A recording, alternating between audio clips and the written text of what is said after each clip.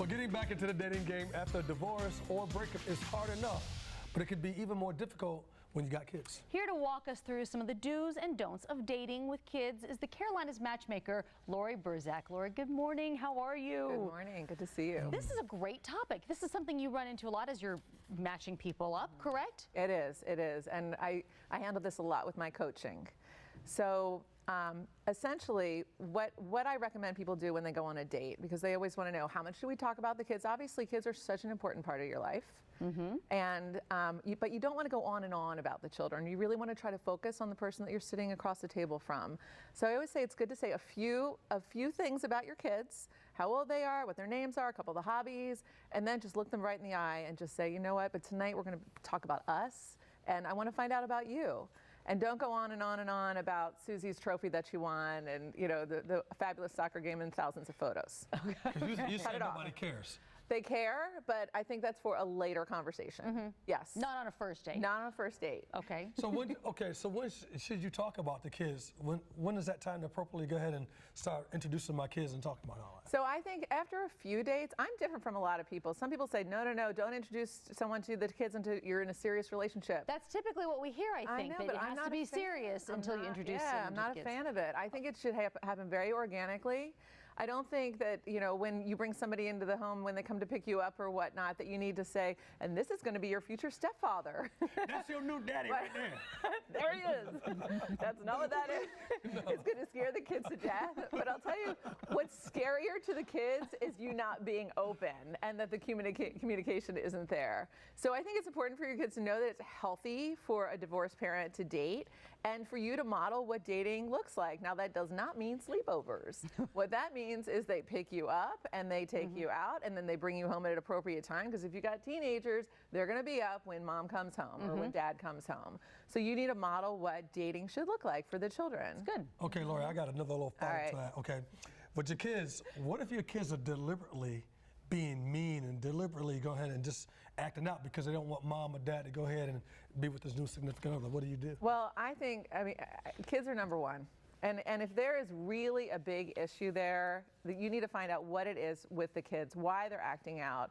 I mean, I've had situations where one of my clients, her daughter was acting out in a big way, and the woman happened to be living with the guy. And as soon as he moved out, she ended the relationship. She didn't know what was going on. He moved out. She got better.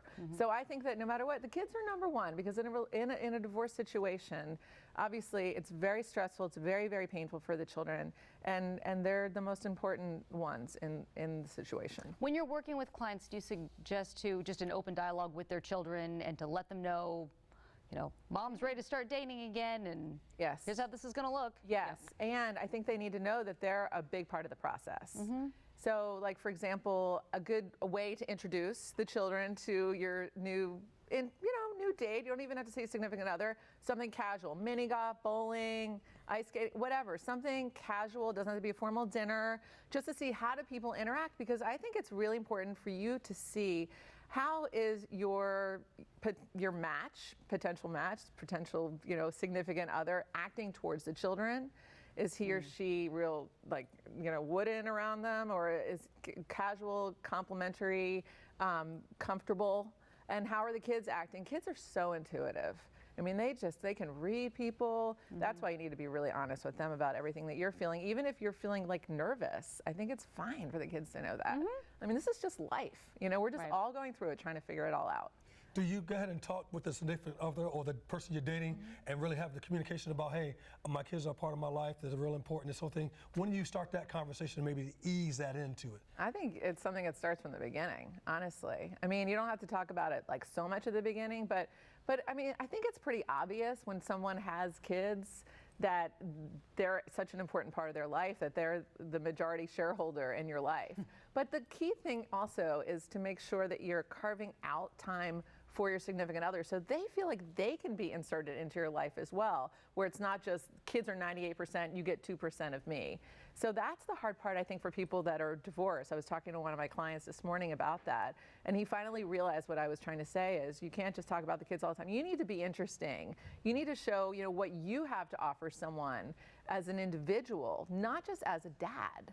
because that's not so interesting. Laurie, what are some other pieces of advice or tips that single parents should keep in mind when it comes to dating again? So when you're actually, say you're out to dinner, I think it's okay to have your phone on vibrate, but make sure that you have a babysitter, a good one, so that, you know, your kid isn't calling you because Johnny took the remote control, all right? Now, it's one thing if your child is sick and you need to get home. In fact, I love this story. I had a couple go out recently. He was my client and she was someone that I recruited for him. And in fact, I met someone on a cruise ship and her friend, this is a friend of a friend. I mean, I just love how this all comes together.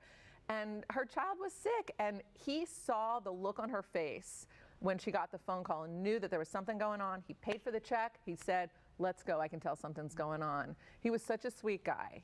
And that's what this is about, is how does your partner react to situations that come up in life? And that's called good communication, good partnership. And that's what you're looking for. You're good, Laurie. You can find Laurie online at carolinasmatchmaker.com, carolinasmatchmaker.com. Thank you so much for being here. Thank you. All right.